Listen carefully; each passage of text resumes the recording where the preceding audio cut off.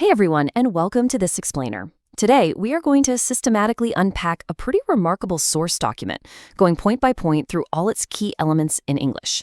We're looking at how a single ancient Arabic root word, specifically the word for pivot, literally shapes our entire understanding of psychology, action, and, well, meaning itself. It's like a giant puzzle packed into just a few letters. So let's just dive right in and see how one little word can contain an entire universe of philosophy. But to get us started, I want you to consider a kind of curious question. What does a human heel have in common with time and relationships? I know, on the surface, those things seem completely unrelated, right? No way they connect. But as our source document reveals, they actually share this hidden mechanical link. They all rely on the exact same underlying concept of a pivot to function. By the time we finish this explainer, you're going to see exactly how these physical, temporal, and social concepts are intimately connected by this one ancient root. The anatomy of a pivot.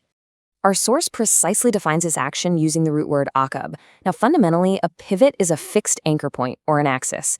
Think of it as a point that doesn't actually move itself, but instead it allows movement to be organized around it. It enables a rotational or swinging movement, a nonlinear curved displacement.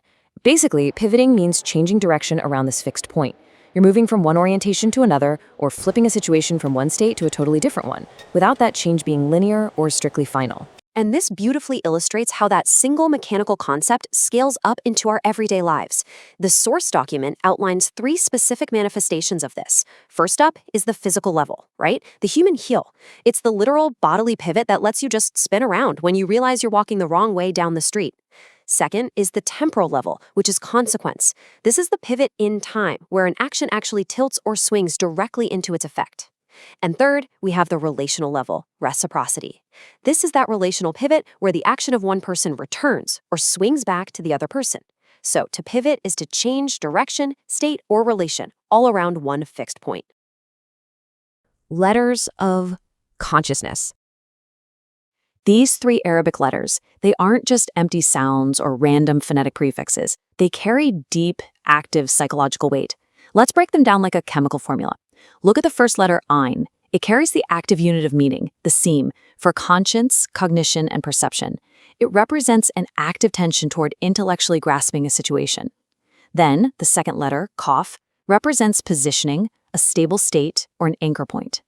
And the third letter, ba, represents an interface or a connection. So, when you smash them all together to form the root for pivot, it fundamentally implies an action that absolutely requires full consciousness and cognitive awareness to actually execute a change in position. Pretty incredible, right?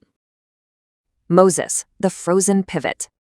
Verse 28-31. It reads, "And he took himself as an ally, going away, and he did not pivot.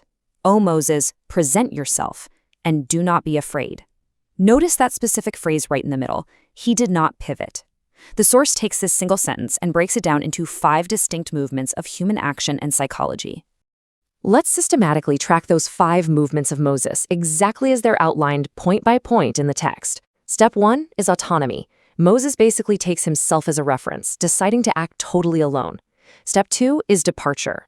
That internal decision translates into a physical movement away. He literally leaves the scene. But step 3, well, this is the absolutely crucial point, incapacity. He did not pivot. The source notes that this isn't some stubborn refusal to turn around. Actually, extreme fear has seized him. Remember how we just talked about that first letter of our root word requiring consciousness? Well, the fear has suspended Moses' consciousness. It's rendered him entirely incapable of a voluntary pivot or turnaround. He is literally frozen. Then comes step 4, God's call. God doesn't ask him to just turn back, but to present himself. It's an invitation to a brand new face-to-face encounter. And finally, step 5 is freedom. Do not be afraid. God removes the fear, consciousness returns, and Moses is restored to full self-mastery. The big takeaway here? A true pivot requires a mind completely free of fear. God, the absolute pivot. We're looking at a second literal translation here, this time from verse 1341. It states, "And God judges. There is no pivoter, or mu'aqab, for his judgment, and he is swift in calculation." Of how this concept of a pivot applies to an ultimate, absolute judgment. Let's unpack these 5 analytical points from the document. First, this judgment is absolute and definitive. Done deal. Second, the phrasing used is a total negation of any external pivoter. That means it excludes the very existence of anything out there that could change this judgment.